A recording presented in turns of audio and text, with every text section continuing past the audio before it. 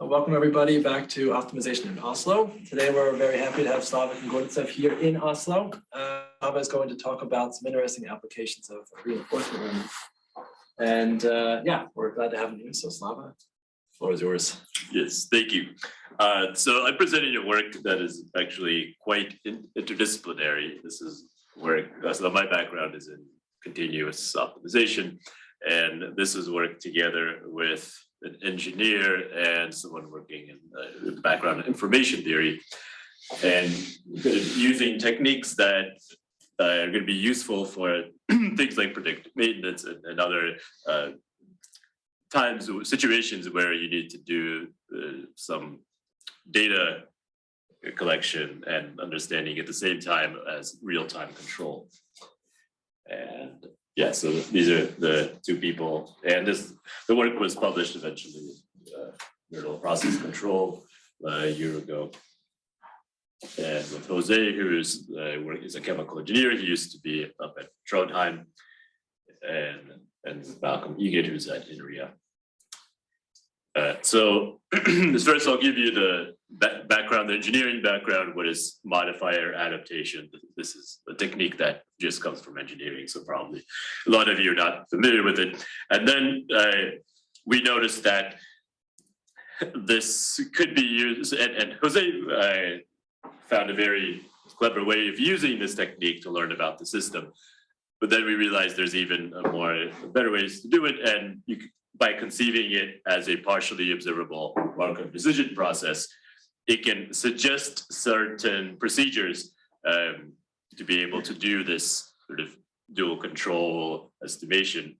And then I'll discuss a couple case studies that we apply these algorithms to as simulations. So to consider the situation where you have a optimal control problem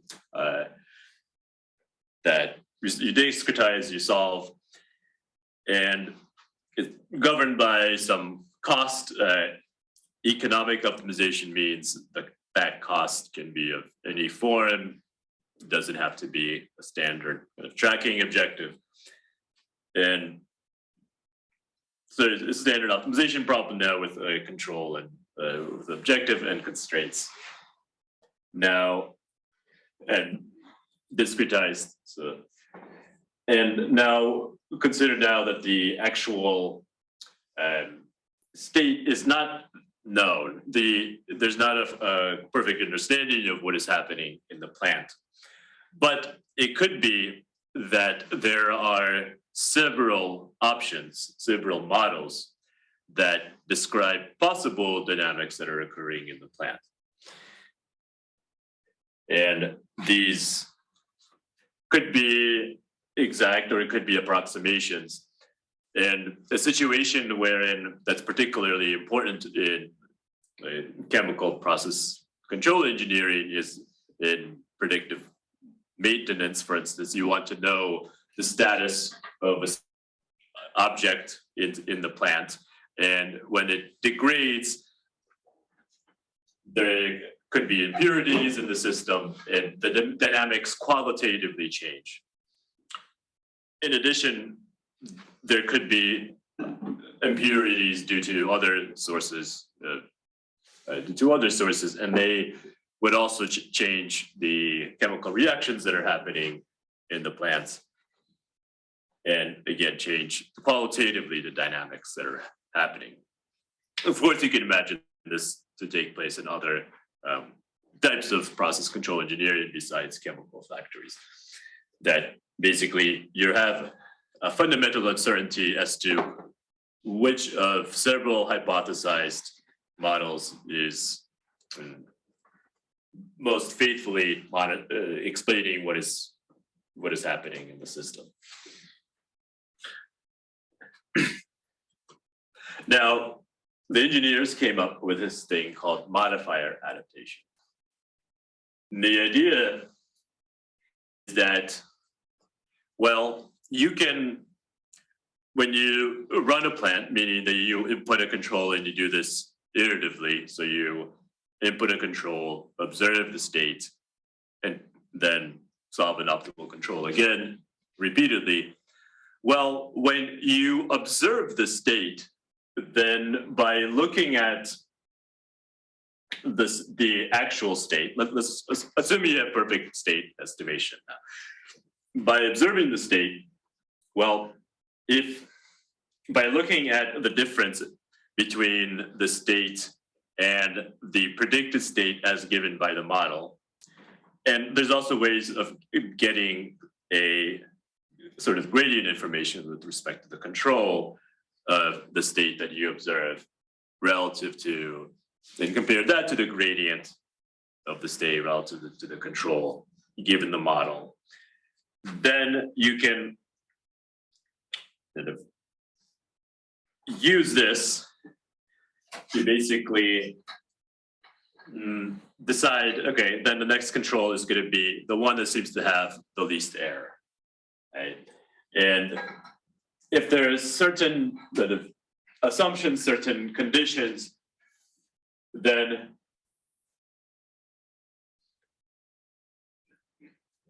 by modifying the model using these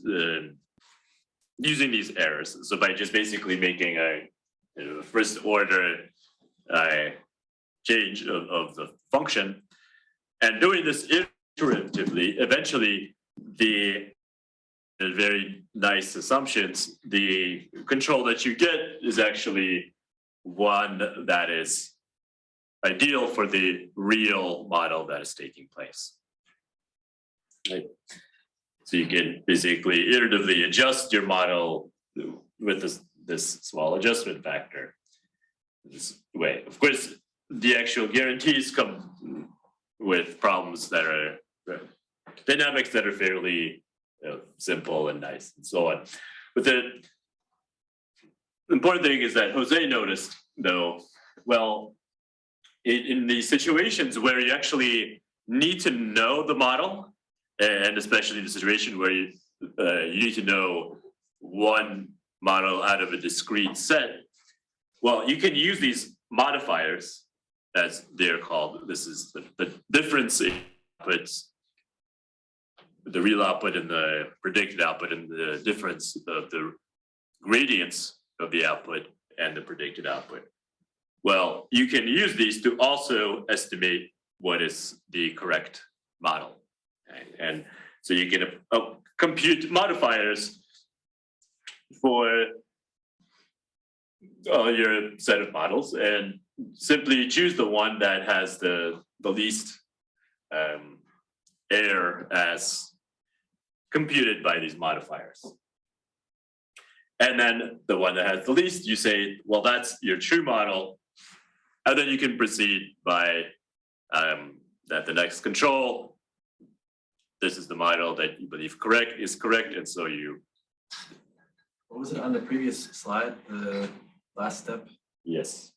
Okay, so you have to compute in parallel then the UMA k plus 1 of m for all the m in this case. So no, sorry, this case is when you have some model, but it's imperfect, and then you adjust the model with the first order update.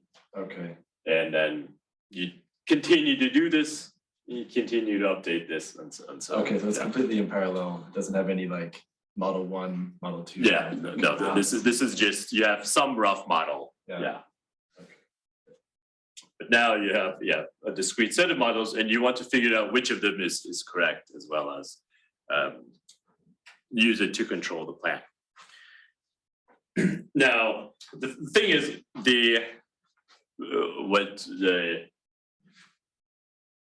what we observed though was that, well, this is a very greedy operation, right? In the sense that if you're running the plant in many time instances, why are you just using the last one, the one with the least error from the last control time period to estimate your model? And when you have all this past information. But even fundamentally, this sort of problem represents a consideration, some considerations that arise from reinforcement learning. And in particular, the fact that you're both trying to optimize something repeatedly in time while learning about the system that you're trying to optimize. And at the same time, learning about the system is of independent interest because it can tell you that you need to repair your plant or something else that's independently valuable. And with that, it can happen that sometimes it could be beneficial to implement a control that doesn't necessarily optimize the optimal control problem, but is in a particular region of space where if you implement that control, then that will give you more information. There's more variability across the different models in that region of phase space so that the output that you get at that suboptimal control could be more informative to tell you about what is the model that's correct. And that could, and so there's this trade-off that is a very fundamental principle in RL of exploitation and exploration. And where a relative effect codifies these two together and shows how to perform these in an optimal way. And yeah. And so in doing so, we first consider, okay, so formally, how can we know what we're trying to do as in this context, and the appropriate formalism is partially observed market decision processes. The reason it's partially observed is because what we really want to know is the state given the function of the state given the control, but we don't know that. We just have some imperfect models. So we observe just instances of the state from individual runs, but the real state is the underlying function. And so this is the formalism that one can embed this problem that we're interested in if we were to embed it as a POMDP. Where now, yes, the state is the actual dynamics of control to output. The action space is now both the control as well as what you think the model is. Okay. And then you have a transition probability that's governed by the control. The observations, though, are just the observed states and gradients. And now the reward, well, we include both the cost of running the plant as well as now correct identification of the model. So this is the formalism. Of course, it's entirely intractable. So, well, first, it's partially observable, but even beyond that, your action space is a continuous control, and your state space is a set of functions. So there's many layers of intractability here. So we can make this a bit more amenable to techniques by choosing a discrete action space. Okay. Where now the action space is the choice of model. Right? So you can consider that 1 to big M is your choices of possible models, and that the action is simply you choose, okay, I'm going to use this one, and then I'm going to use this model to solve the optimal control problem. Then but similarly, you have the same observations of the actual plant output, and now you want the correct estimation is maybe that the model is the correct one. So you assume that one of the set of discrete models is exact of the operation of the system. we noticed this work resembled, we noticed this observation resembled a paper that we had, both Malcolm and I had come across on active sequential hypothesis testing, which is very much a similar idea where you want to learn about a system, but you also want to,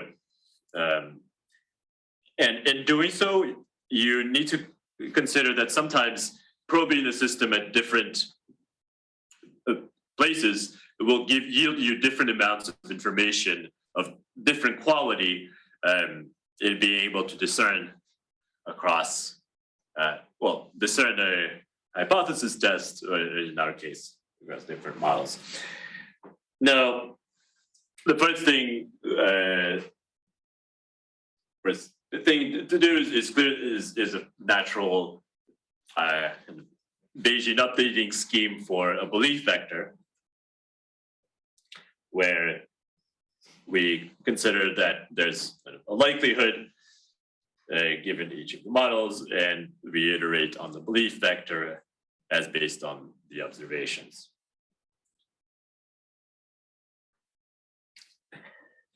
With that belief vector, we considered two algorithms sort of inspired by that work on active hypothesis testing, where, so first consider that you have a expected cost, where the expected cost is weighed by the belief vector and each specific model. And now what you do is the control that you choose, the action that you choose, is what model minimizes this. Okay? In the sense of, you choose a model, from that model, you solve an optimal control problem. You get a U and you have an M, and now you have the phi. Right? You choose a different M, you have a different phi. It's a discrete space, so it's easy to solve, just enumerative. But solve it, you're summing over M. So, yes. So I mean, the VK doesn't depend on M. I'm sorry? You're summing from M equals 1 to M. Yes. So the VK doesn't depend on M anymore. Or did you double up on indices somewhere? Yeah, there's a doubling up on M's. So this would would depend on M star K. Okay, so there's another M. Yeah, so you were summing over M, but so this is the probability that a subjective probability that model M is correct. And if model M is correct, this is the state that you get when you input this control. So by solving this, we first choose, okay, if M is 1, then you solve the optimal control problem, you get a U that's corresponding to that M, specific M. And then you calculate, well, across all the M's, if we use the M from the M equals 1, U corresponding to M equals 1, what is the average cost across all the models weighed by our confidence in them? And then do that for all of the different models. And in that way, we're discretizing the action space across models while still dealing with a continuous system.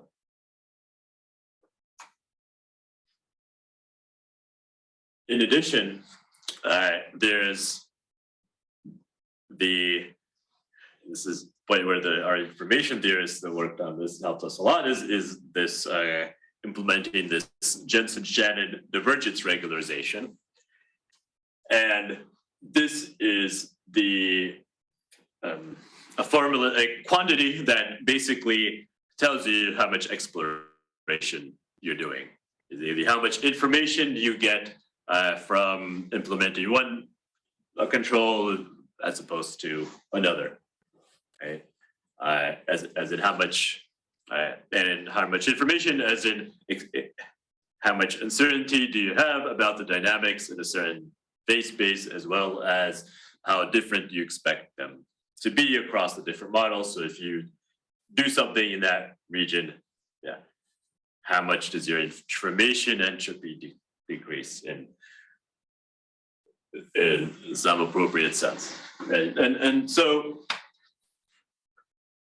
now define this cost as a weighted cost between the expected cost and this Jensen-Shannon divergence. Right? And then now we can consider that there's a UK that where for any value of alpha, there's a UK. Right? And these have unique solutions, these problems? Is right is equal to argmin. Yeah, yeah. For typically the fee, you'll add a regularization term to ensure that there's on you to ensure that there's a unique U solution. So MPC people tend to do that. So you have a strongly convex problem. Yes, with respect to you. Yeah. Well, locally strong. You have a locally strong. Yeah, you have satisfied second order sufficient conditions. It's not convex. Oh, okay. Yeah.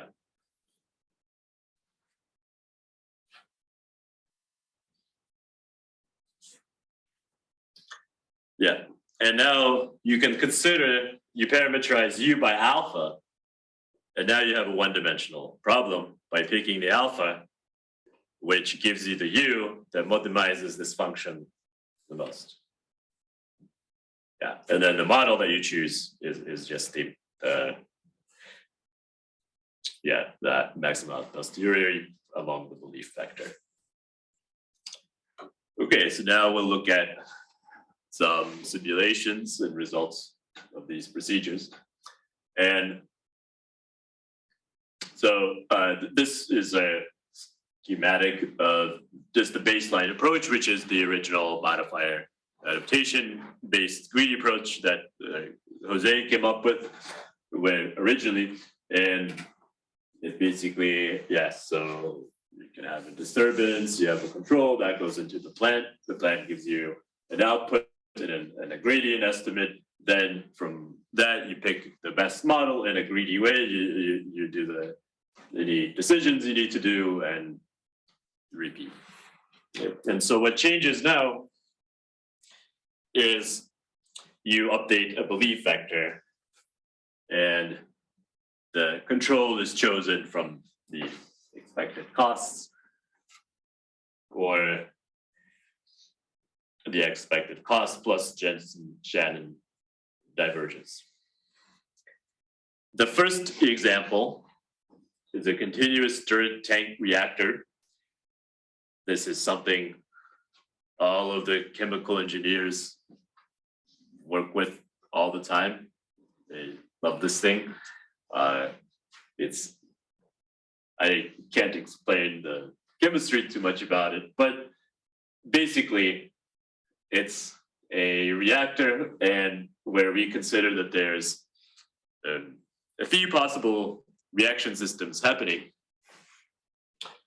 but we don't know which one of these is occurring. And notice these are ones that qualitatively the models are distinct. And in addition, to make this even more fun, we introduced uncertainty in the parameters as to make us have 9 different models as opposed to just 3, where the different distinctions are just different reaction coefficients. So this is the baseline approach. This is the one where you just take the last one, and that's that you declare. Now, and you just solve the OCP based on that.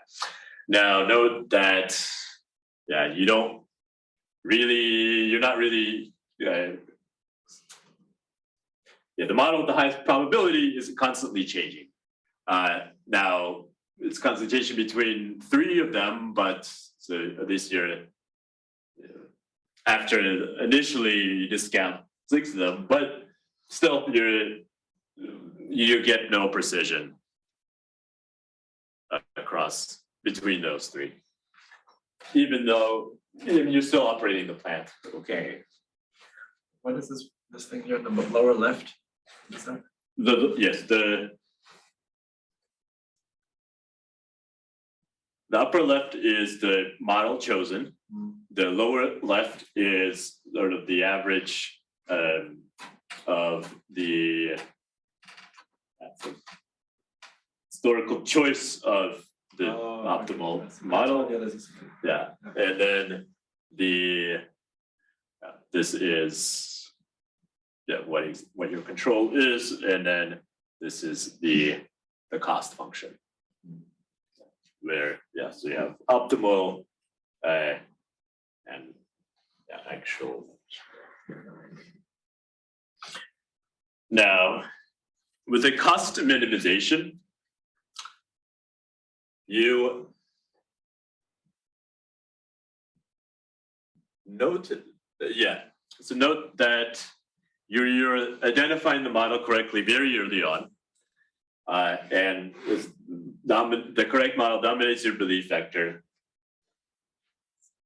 eventually pretty strongly. And at the same time, note that your actual operation isn't that different from the baseline. There's only a few in the very first few periods where it's different. So if the baseline is optimizing production nicely, then this basically shows that you can obtain information about the veracity of the model in effect for free, where you don't really even lose anything in the production. So you're able to learn about the system and know, for instance, whether to do maintenance or whatever, and still operate the plant nicely. Now, in this case, if you do Jensen-Shannon divergence, your operation does become more distinct. That said, though, you're actually learning about the correct model even earlier. So the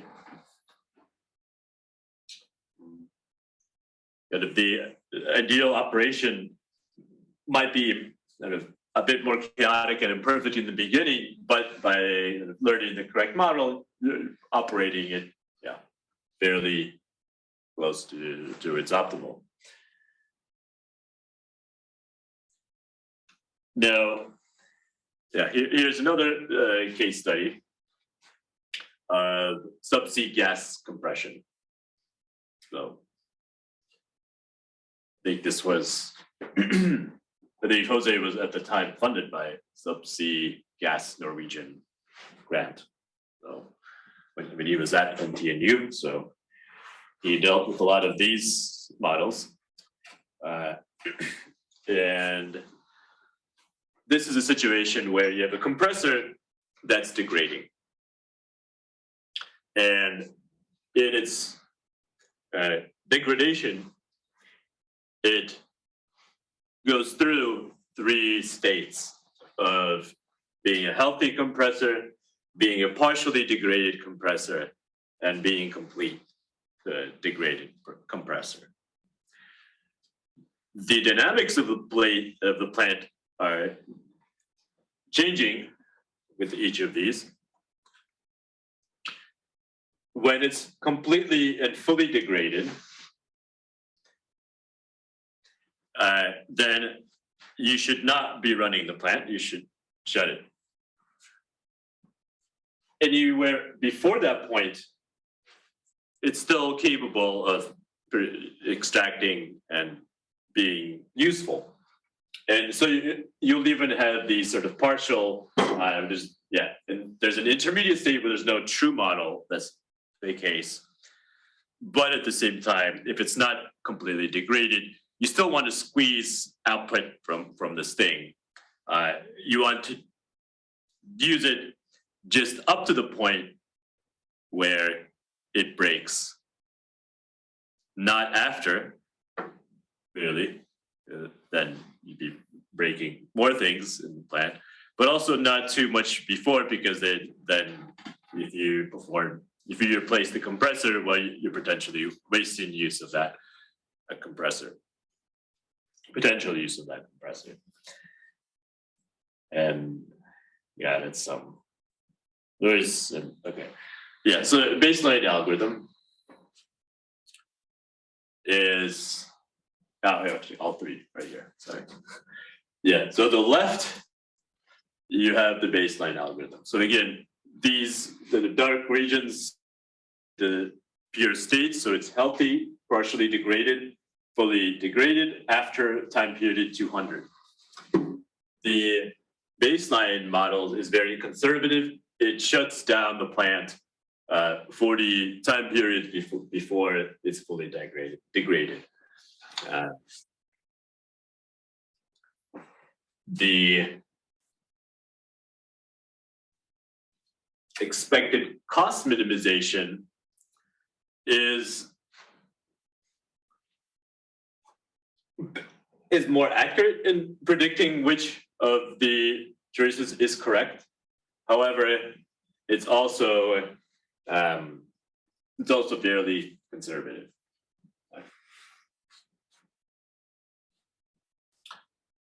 Finally, though, the Jensen-Shannon divergence, it runs it. It recognizes, when it's entering the complete degraded at the appropriate time, and knows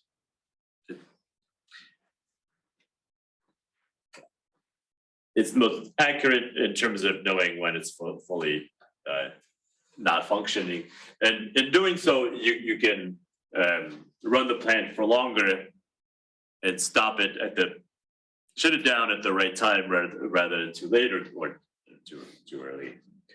What are these red shadows? Uncertainty. Uncertainty. Oh, Yeah. okay. Yeah. The other ones don't give you those estimates, right? there's lessons. I mean, this is through many runs. There's just more uncertainty in this one, because I mean, things get a lot more sensitive as you approach degradation. You have to be kind of quite. And we also added some disturbance here, so there's inherent stochasticity. And so as a result, your total oil production using Jensen-Shannon divergence, even if you might lose a little bit here, even if you're a little bit chaotic, well, ultimately you get more production by running things up to their limit as opposed to, So that's an example where now not only are you learning the model for free, but by explicitly enforcing exploration, you're able to optimize better over a period of time. And so in conclusion, plot modifiers are a technique that came from the engineers and it was observed that these techniques can be used to both identify the model as well as control a plant that's imperfectly known. And this basic principle from reinforcement learning of combining exploration and exploitation of running your plant as well as you can, while at the same time using it to obtain information in some optimal way, is clearly the way to go in such cases. And this identification is both important potentially for the control in the near future, as well as for knowing when to repair and so on. And now, as sort of a big picture, I believe this represents one work out of a general trend that's kind of quite important and critical to understand and control complex physical processes, where you need to carefully and in an integrated way incorporate both data and first principles to control physics-based approaches, and sort of the two communities of very rigid models and very black box data should kind of ultimately open up to extensive co-design is the term. And now we're continuing to work on, we have different models of plant health and not just more advanced sophisticated estimation, not just qualitative models. And also try to see if there's anything we can guarantee theoretically from these sorts of techniques and procedures.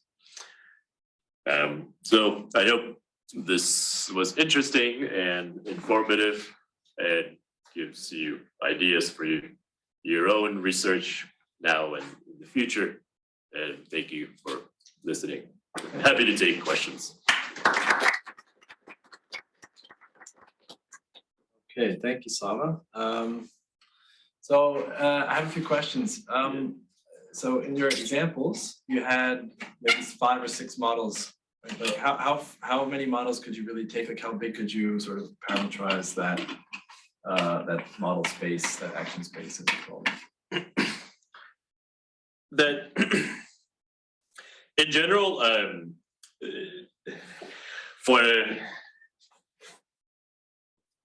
with just these techniques, it's probably not too many because certainly the at least in chemical applications,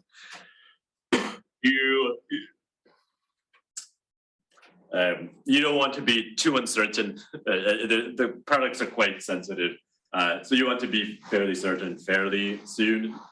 So it's nice when, practically speaking, it's good to have a decent amount of certainty, at least one. Yeah, and so not too many models, like in the single digits. I'm sure that this is also depends on a lot of factors, right? It depends on your computing power, how much information, how different the models are. Certainly, the more distinct the models are, well, like if they're very different, then potentially choosing a control that's in one odd place of phase space will very well identify which model you're in. And that could very well happen. And even if you have a lot of potential models, you can do that. So it will depend a lot on how distinct the models are from each other. But like if I solve this problem and then like after 20 periods, I make the assumption that the model isn't going to change anymore. Mm-hmm. And I just I stick with model M13. Yeah. And then I just solve that optimal control problem. Will I get a solution that more or less meets the dotted line on the right-hand side, the optimal part? Like, will it actually give me that constant value? Yeah, I mean, if the ground truth is is the maxima a posteriori, and you just say, okay, that's the real one, and that's the one I'm going to use, then sure. But that's identified incorrectly. Yeah. Right? There you could maybe not be correct, right?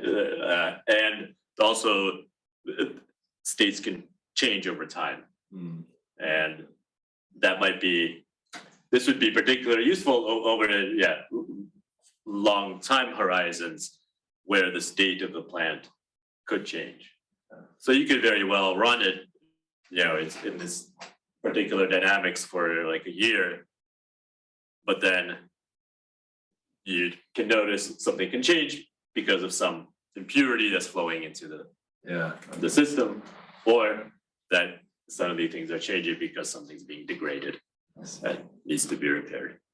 And finally, you mentioned risk aversion, right? And at least with a lot of risk measures is this issue with time consistency, right? That if you just apply, let's say, time inconsistent measures to sort of dynamic stochastic optimization problems, then you might get solutions that violate this non-anticipativity. Sort of they use information from the future and the past, or they're not consistent in that sense. So how do you want to do risk aversion in this setting?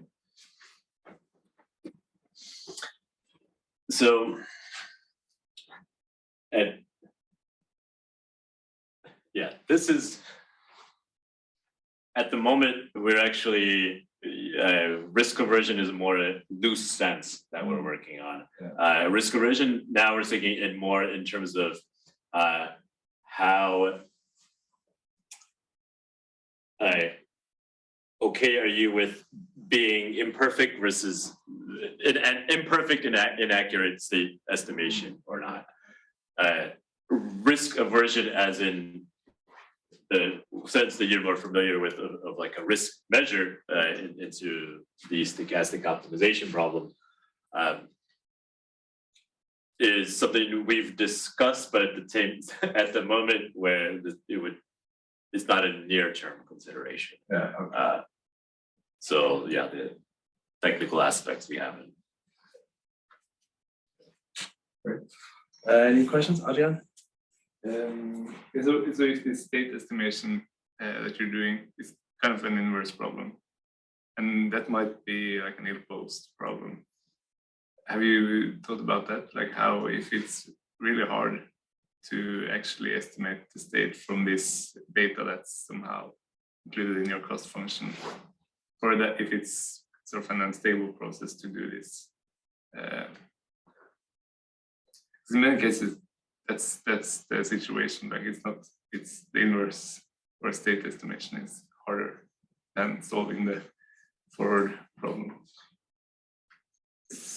So one thing to note is that in this, we're considering that we're actually observing the state perfectly. So we're not having to do state estimation. We're observing the actual state. We just don't know what the dynamics are. So we don't know what process is happening. Okay. So it's not the model and yeah. So it's not so it's not like we have to do state estimation. Okay. I guess I used the wrong word, but I meant like the model that you're estimating. Yeah. Yeah. So in the sense that the question of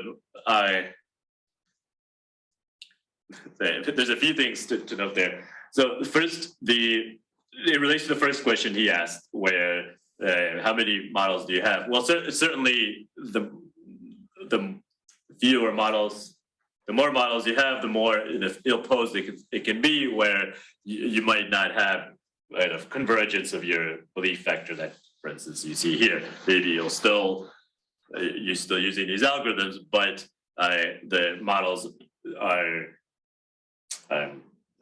not discerning enough to be able to estimate them. Now, there's another point that and in some of in the actual literature of modifier adaptation, this was something that was very formally considered actually, and I'm not too familiar with all the details, but indeed there for this procedure, this original procedure to converge, for it cannot be too ill-posed. There has to be some kind of nice curvature in some sense around the correct estimate. Yeah, so it is an important consideration, and it does make it entirely impossible for us to obtain guarantees that are based on the original theories of modifier adaptations, because they had to use very simple systems to prove that it's nicely posed, as you said, that because it's a difficult thing. Yeah. Great. So there's two questions in the chat. Jared says, thanks for the talk. Question number one, if you knew Lipschitz bounds on your model dynamics, could you implement hard safety constraints?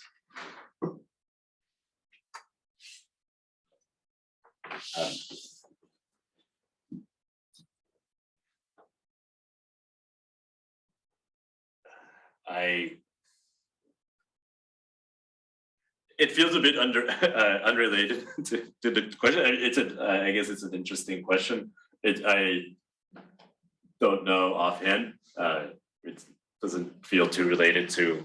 But maybe it'd be related to the constraint. So like this G could be, maybe that could be somewhat related to a safety constraint. Like if you said the temperature cannot go above, I don't know, 300 Kelvin or something like that. Yeah, I mean, it sounds sensible, but broadly speaking, if you have, if you're doing, so what Jose has worked on recently that now we're working with is actual models of the degradation, right? And different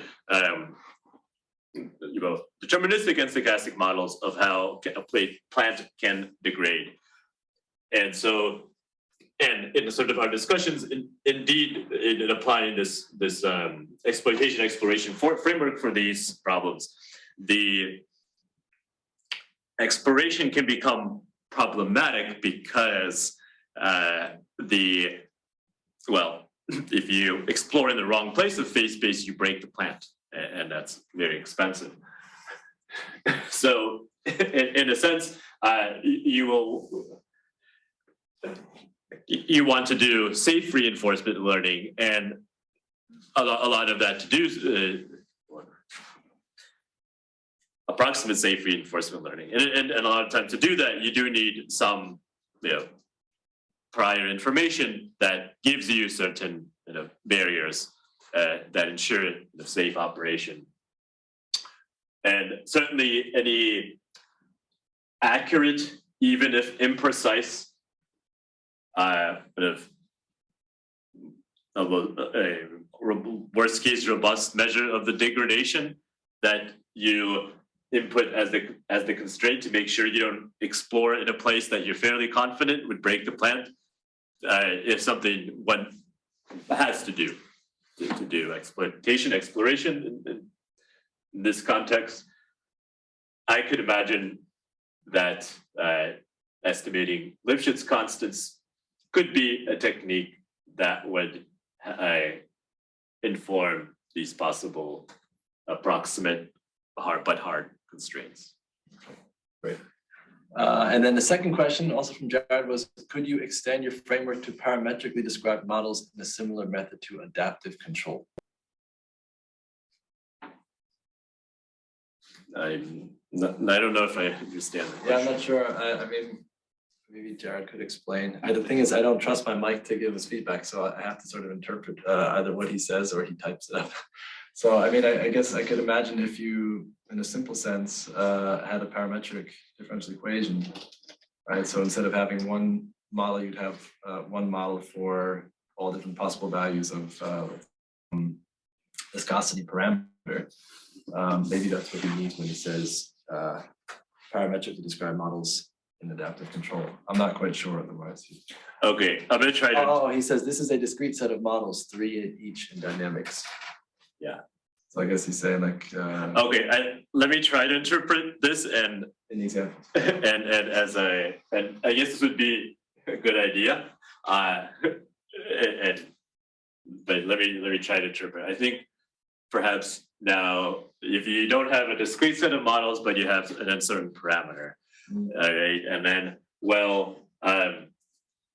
then you're doing the UQ on the parameter, and you might also need to, want to do exploration in this way. Well, your kind of action space is now huge, right? But perhaps by at the same time as having a continuous parameter, you might have a few bins, perhaps, and then you end up restricting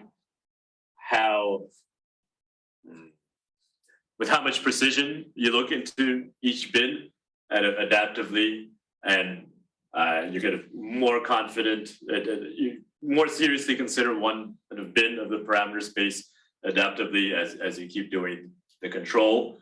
So you only, for instance, explore in kind of one area when you're very confident it's not in the other bins. perhaps that sounds sensible. I mean, could you start with a continuum of M and then take a small sample of that, and then as you iterate, add more samples from that continuum? Is that possible in this framework?